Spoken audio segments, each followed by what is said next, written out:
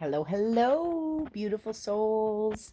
Top 3 things you must change in order to embrace authentic happiness. Number 1, what you consume, not just what you eat, what you see, what you hear.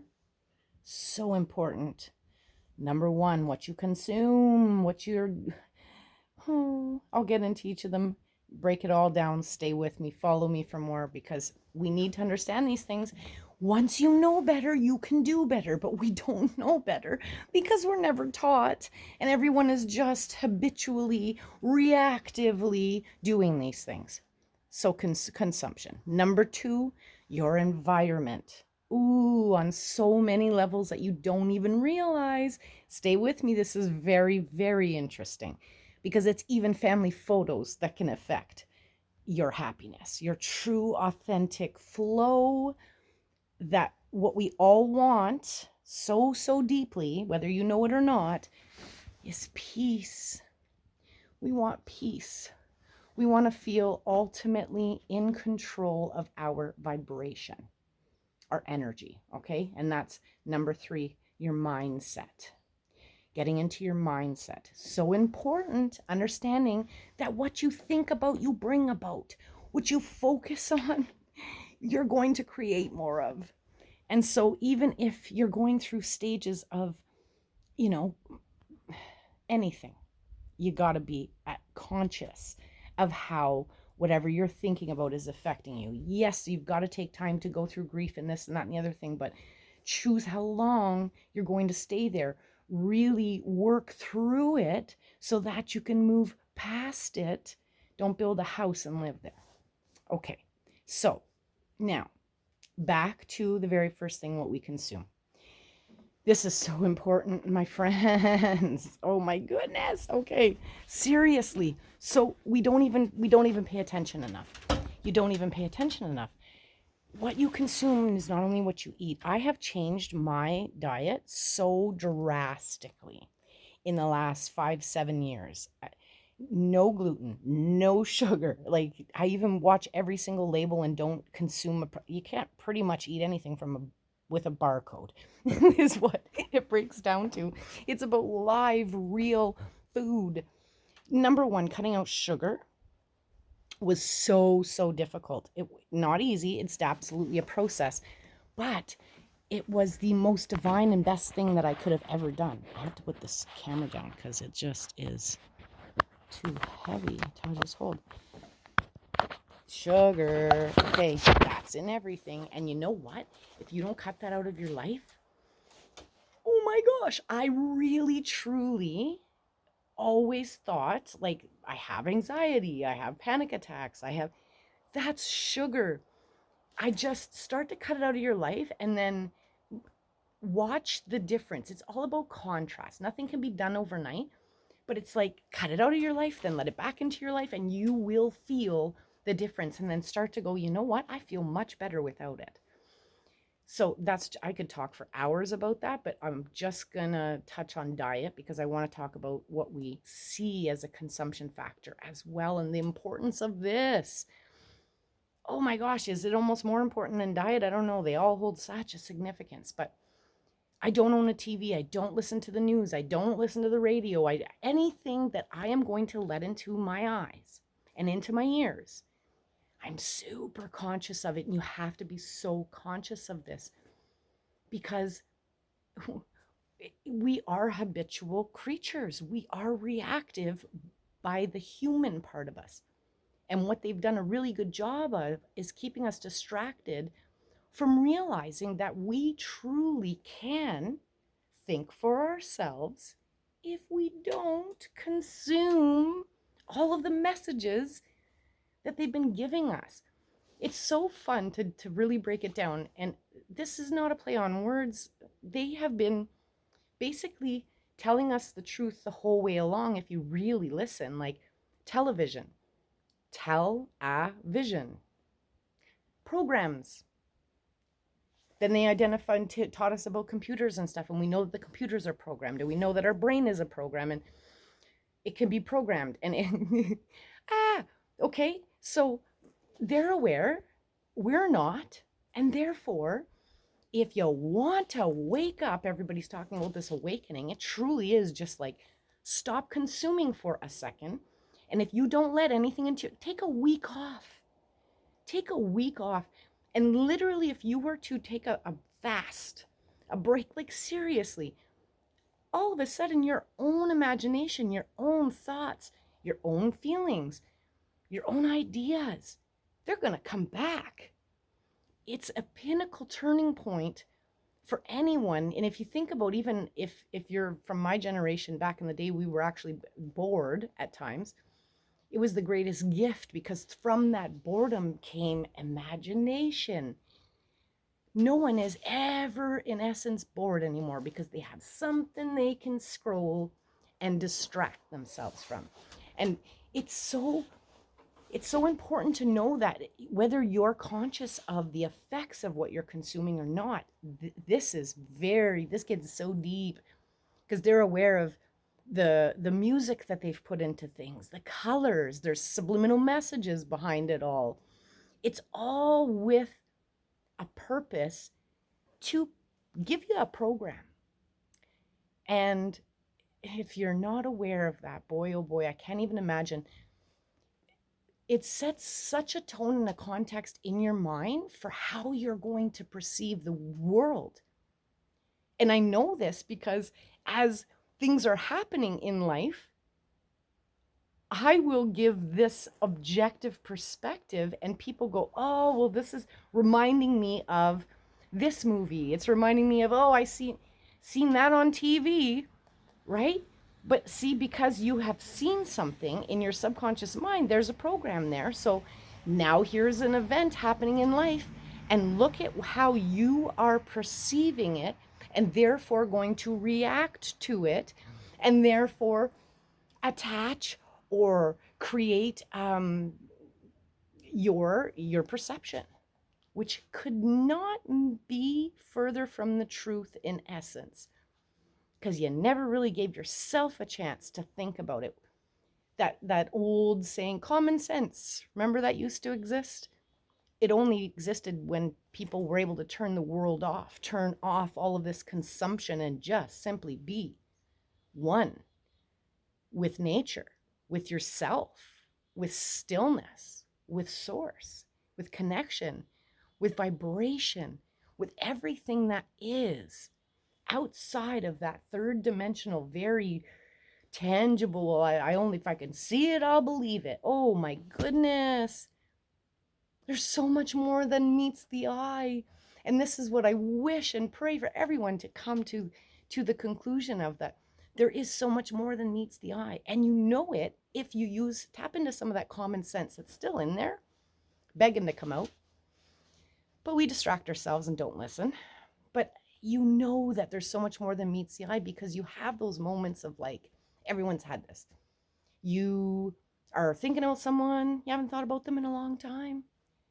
And so you've just kind of put out that thought and that vibration, and oh yeah, I would love to talk to them again, and that thought passes.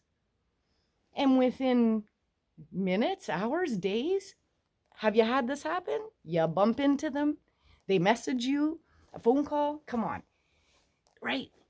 I mean, there's so much more than meets the eye. You may have had incredible signs happen. Like, I've had this happen to my cousin where lights are flickering, and they were like immediately thinking it's the bulb, it's the change the bulb, change the wiring, it's still flickering. And I'm trying to say, can you not see it's a sign from the angels?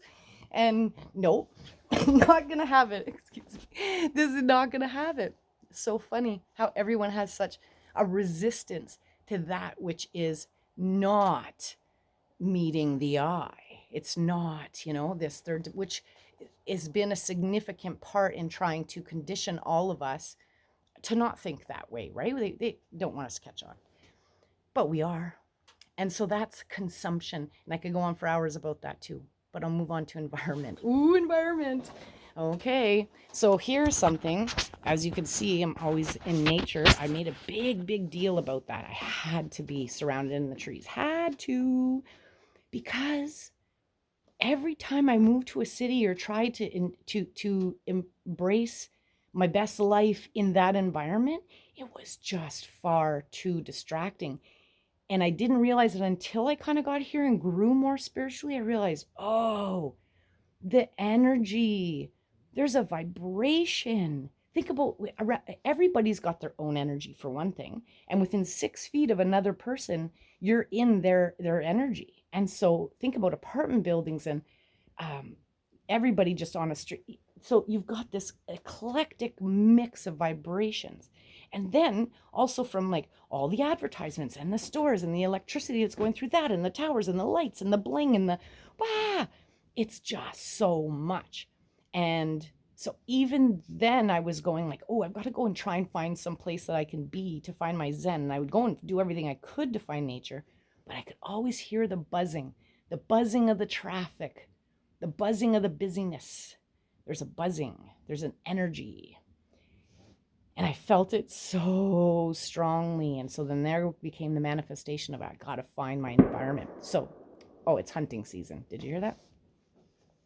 So here is what I learned about not only your environment in your house is so important. Declutter.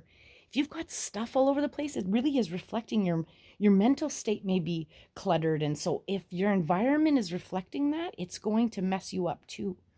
And then you have to watch that you don't have clocks that are stuck at a dead time kind of thing, because then that keeps everything very broken.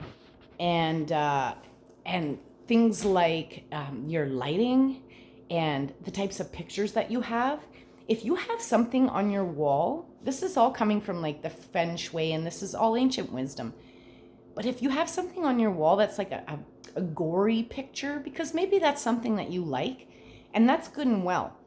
But to you got to kind of choose when to dive into that, because if it is on your wall consistently, it's setting a program in your mind to kind of want to always see something that's in that kind of context. And so you may be surprised if you have something like that up, that you tend to always kind of catch all the gory, harsh shit. And you have to choose if that is something that you want to attract, right? This is all about, whether we know it or not, everything around us is creating our vibration, which I'll get into the mindset in that piece next. But this is it. So what your pictures you have on your wall, what are you surrounding yourself with? Make sure that you love it, that you absolutely love it. So the pictures of family can bring you back to a certain place and time that can have a significant emotional memory that's even like in your cells, and it can activate that every time, even on a subconscious level. Again, think of billboards, think about that consumption piece again. It's you just are taking it in, and whether you know it or not, it can be affecting your mood and can be affecting your vibration and your overall happiness. And so then there is things like what else were the significant things in your environment? There's so much. This I could talk about for hours too. Maybe we'll just, like furniture. This is a key thing. Like furniture, some people have antiques. Well, wood specifically can hold. So, I mean, we can cleanse things and get the energy out of it, but pay attention to if something is really holding an intense energy, and it can cause vibration as well. So now I'm going to get into mindset. Ooh, I love the mindset piece. This is another thing I can talk about for days. But we got to make sure that we are conscious of what we think about. Let's just stay there. So it's kind of all wraps into the consumption piece again. If you're not watching what you're taking in, that's setting up things that are playing in your mind. And we often have these, like, we're not even conscious of it, but we're thinking of things all the time, or like you're doing something and you're like, oh, that was stupid. Or you can't say those things about yourself or to yourself. And even I have so many friends that do, oh, there's the moon. I have so many friends that will often do like joking comments, like, oh, if man, and it's negative, right? But they're laughing. It doesn't matter. Doesn't matter if you're laughing. Like just my luck, whatever you're saying, you're telling the universe what you want more of, whether it's joking or not. So very, very conscious. I mean, you can think whatever you want because thoughts can just move by like cars passing on a highway. You're choosing which one you want to flag and stop and pull over and dissect. And so that's the key, is becoming more of like the observer, letting them pass by, because you can think anything, but often when I find myself maybe tipping into a negative flow of thoughts, I'll catch myself and go, okay, is there something I need to work on here? Something I need to dig deeper on? Like really look at it. And then I ask myself, how long do I really want to feel this and think about this? Like, is it serving me in any ways, or is there really a reason why this is happening? If not, it's just an old thought trying to creep up and do exactly what it just did, disrupt my flow. And so I get rid of it, turn it off, and turn something else on. Always have a backup thought. So back in the day when I was having extreme stress and crisis in my life, I used to say to myself all the time, I would say, I'm happy, I'm healthy, I'm strong, I'm rich, I'm loved. I'm happy, I'm healthy, I'm strong, I'm rich, I'm loved. And whether it was true or not, at least it just giving me something else to think about. And it's pretty cool because I was doing that before I even understood what an affirmation was. I just knew that what I was thinking wasn't working, so I better come up with a lie. And I was like, fake it till I make it. And it worked. And it really, really worked, because eventually I was like, oh, I actually do feel happy. This is happy. And so that's really, really important. So I wanted to expand a little bit on the mindset piece, because the top 3 things that are so important for us to think about is your consumption, your environment, and your mindset. Your mind creates your emotions create your energy, and your energy is the magnet to which you will attract everything that you want or you don't want in your life. Does that make sense? So when everybody's talking about so many different levels of it now, and what's so interesting to me is that I've always done this. It's just about how you feel. You just want to feel good. And you can feel good in every moment with just being grateful for what you have. That's the key mindset. But we always get so distracted, and we were like, oh, I got to think about the future. I got to think about the past creeps up. No. The past and the future, they don't exist. That's all an illusion. And it can rob you from today, from this moment that you can be choosing how and what you want to think about. And if you're vibing at a good vibration, and you can reflect on this, when something good happens to you, or say you're at the beginning, it's often like when people are having that beginning of the relationship and you're just on that like love, love, love, love, love, love, love, there's that frequency. Shouldn't be from another person necessarily, but if it can help you relate to this frequency, you want to stay on that love, love, love, love, love, love, love. And if you can reflect back to maybe a moment when you had that beginning of that vibration, and it was your consistent vibration because you're in it, can you reflect how everything started to work out? Maybe you didn't even notice because you were so distracted by the love. But pay attention, reflect back and go, holy shit, actually everything worked out for me at that time. When I was feeling that, I was like, wow, I found that parking spot, that worked out, and I got that raise, and whatever. But reflect back to maybe how everything started to work out. And it was simply not the person, it was the vibration. It was you feeling love, love, love, love, love. And this is what I've learned. If you can maintain that vibration, that's the key. And so it's catching what happens habitually in our mind, recreating a new program. You got to turn things off, turn this back on, create a new way of viewing yourself, viewing life. And when you can do that, everything can change. Everything can change. Because if you change your diet, now your gut is talking to your beautiful, beautiful third eye. That's awakening. Now, if you're changing your diet and now you're turning all that crap off, now you're starting to get your imagination back. Then you clean up your environment, make it all cozy. And then once you've got that, now you're eating well and your environment's on point and you're working on your mindset. It ain't going to take long. It takes 7 to 21 days really to form a habit.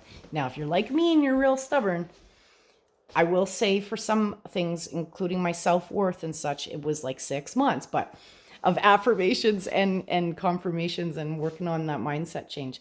But it began with changing the diet, changing my environment, and then really working on putting it all together so that I could rise and shine to feel and be in my best life. And I know it's possible for all of us, because when you start learning about this stuff and you start reading books and you start doing what you need to do to get wiser, you'll see it's consistent. The minute that everyone starts to commit to changing their mindset, being conscious of what you need to do to change it, everything changes. I'm wishing everyone so much love and light as we all rise, because this is what's happening in the universe at this time. We're shifting. Life is shifting. This universe is shifting. We are all coming into love, love, love, love, love, and above. I know it. I know you feel it. Something is calling you to make a change. All those things I talked about, take time. It's a journey. It's a process. Be patient with yourself, but love yourself enough to make a miniature step. If it's a miniature step, perfect. You don't need to see the whole staircase. Just take the first step. Much love, much love, much love.